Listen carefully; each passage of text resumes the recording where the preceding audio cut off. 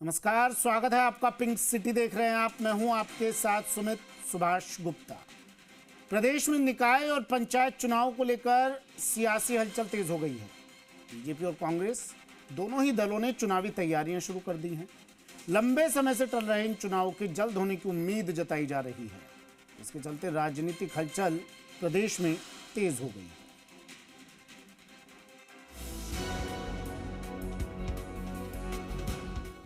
निकाय और पंचायत चुनावों में हुई देरी को लेकर प्रदेश में लंबे समय से आरोप प्रत्यारोप की राजनीति चल रही थी।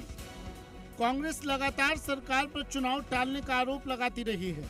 वहीं अब चुनाव की संभावनाओं को देखते हुए दोनों प्रमुख दल चुनावी मोड में आ गए हैं। कांग्रेस इन चुनावों को आगामी विधानसभा चुनाव का सेमीफाइनल मान रही है। पार्टी का मानना है कि यदि निकाय और पंचायत चुनाव में बेहतर प्रदर्शन होता है तो उसका असर विधानसभा चुनाव पर भी पड़ेगा। इसी रणनीति के तहत कांग्रेस लंबे समय से संगठन को मजबूत करने में जुटी हुई है। आप सोचिए कि 1 वर्ष हो गया है और पंचायत राज चुनाव नहीं हो रहा है।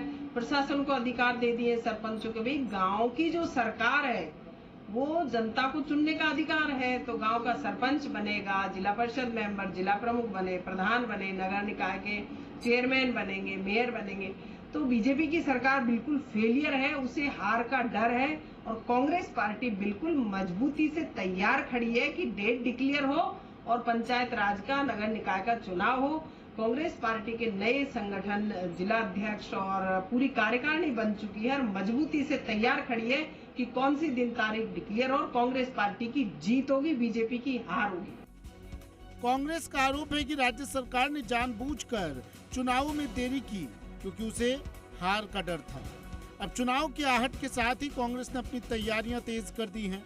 लोकतंत्र बचाओ संगठन बढ़ाओ अभियान के तहत गांव से लेकर शहर तक नया संगठन खड़ा किया गया है और पार्टी इसी संगठन के दम पर चुनाव लड़ने की तैयारी कर रही है।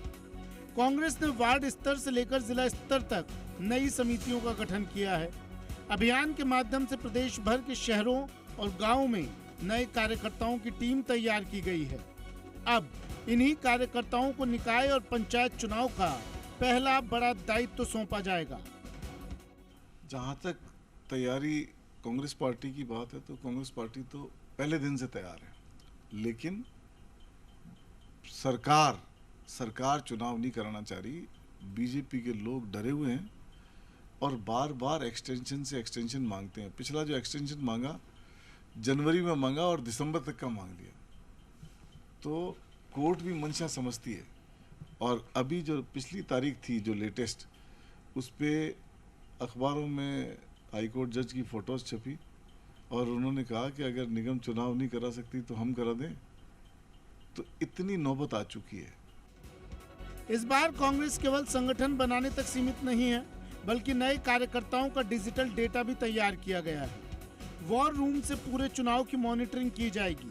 कार्यकर्ताओं को दिए गए दायित्व, उनकी गतिविधियों और चुनावी कार्यों पर भी डिजिटल माध्यम से नजर रखी जाएगी। यानी कांग्रेस इस बार नए संगठन, नई रणनीति और डिजिटल मॉनिटरिंग के साथ चुनावी मैदान में उतरने की तैयारी कर रही है। अब देखना होगा कि कांग्रेस का यह नया प्रयोग कितना सफल रहता है। हालांकि चुनावी तैयारियों में बीजेपी भी पीछे नहीं है और दोनों दल पूरी ताकत के साथ चुनावी मुकाबले की तैयारी में जुटे हैं। कहाँ कमी बेसी है उसको सुधार रहे हैं, कहीं कोई और जोड़ना है या जो कुछ भी वहाँ की संगठनात्मक स्थिति का एक बार ब्यौरा वो ले लेते हैं। ये काम हमारा निरंतर है, ये हमारी प्रक्रिया चालू ही है।